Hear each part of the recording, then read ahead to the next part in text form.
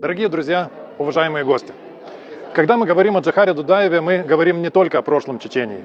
Мы также говорим о настоящем Европе и о той модели имперского фашистского насилия, которую мы видели повторяющейся от Чечении до Грузии и до Украины.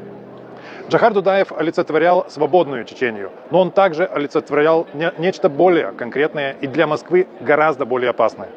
Чечению светскую, правовую, политически современную и ориентированную на Европу. Он отстаивал идею, что Чечения может стать демократическим государством, основанным на конституционном порядке, человеческом достоинстве и верховенстве закона или верховенстве права.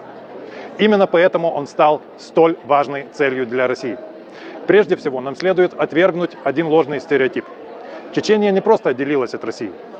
На самом деле она сформировалась в период распада Советского Союза, провозгласила независимость даже раньше некоторых бывших союзных республик и сделала это до того, как Россия, Беларусь и Украина в декабре 1991 года официально договорились о ликвидации СССР. Чечения была одним из государств, возникших на руинах Советской империи, и имела не меньше права на независимость, чем другие. Это имеет принципиальное значение, поскольку меняет наше понимание конфликта. Это было не просто сепаратистское восстание внутри обычного государства. Это была борьба за то, будет ли постсоветское пространство управляться принципом свободного самоопределения народов, или Москва оставит за собой право восстановить империю силой. И в 1992 году Чечения дала на этот вопрос максимально ясный ответ, приняв конституцию, которая была поразительно демократической и устремленной в будущее.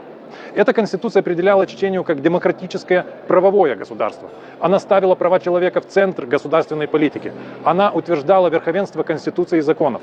Она обязывала государство в своей внешней политике руководствоваться международным правом и стремлением к миру. Она учреждала Конституционный суд и систему общих судов. И она отвергала националистические и основанные на ненависти политические движения. Иными словами, у Чечении действительно был современный конституционный проект. У нее была светская и демократическая политическая основа. И Джохар Дудаев находился в центре этой основы. Именно поэтому Москве было необходимо его устранить. Кремль боится не только вооруженного сопротивления и не столько вооруженного сопротивления. Он боится политических альтернатив. Он боится лидеров и народов, которые доказывают, что существует иной путь за пределами империи, путь демократии и европейской политической идентичности. Именно поэтому Россия подавила демократическую Грузию. Именно поэтому она стремится уничтожить Украину. И именно поэтому она сделала своей целью Дудаева.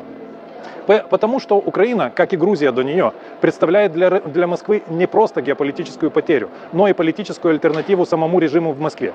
Успешное демократическое государство на постимперском пространстве обнажает моральную и политическую несостоятельность российского фашизма или рашизма. Оно показывает, что народам, когда-то находившимся под контролем Москвы, не нужны ни автократия, ни имперская ностальгия. Чечения при Дудаеве также представляла такую альтернативу. И после убийства Дудаева ситуация начала ухудшаться. Его ликвидация означала не только устранение военного лидера. Это было устранение важнейшего символа светского, национального и демократического чеченского проекта, чеченского выбора, если хотите.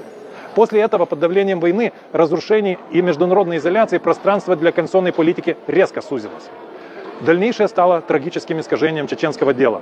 Национально-демократическая борьба за независимость постепенно оказалась вытесненной полевыми командирами, раздробленностью, криминализацией и усиливающейся исламизацией. Конституционное видение 1992 года все больше отходило на второй план по мере усиления религиозного экстремизма и внеправовых центров власти. Отказ от демократической законности стал катастрофой, как для самой Чечении, но одновременно стал таким же подарком для России. После ослабления политического наследия Дудаева Москве стало значительно легче представить Чечению не как нацию, защищающую свое право на самоопределение, а как территорию хаоса, фанатизма и терроризма. А после 2001 года, в контексте глобальной войны с терроризмом, это стало еще проще. Россия цинично переупаковала колониальную войну в формат антитеррористической операции. Она использовала язык глобальной безопасности, чтобы оправдать имперское насилие. В этом смысле убийство Дудаева было направлено не только против Чечении. Оно было направлено на уничтожение европейского, светского и демократического облика чеченской независимости и на замену его образом, который Москва могла легче манипулировать в глазах мира. Наследие Дудаева напоминает нам, что рашизм не просто оккупирует территории. Он ликвидирует проевропейское будущее еще до того, как они успевают укрепиться. Разумеется, вместе с так называемой победой в Чечении свобода быстро исчезла и внутри самой России. В свое время Дудаев говорил, что если Европа будет считать войну в Чечении внутренним делом России, то наступит день, когда сама Европа станет внутренним делом России. Сегодня эти слова уже звучат как предупреждение, уже не звучат как предупреждение из прошлого.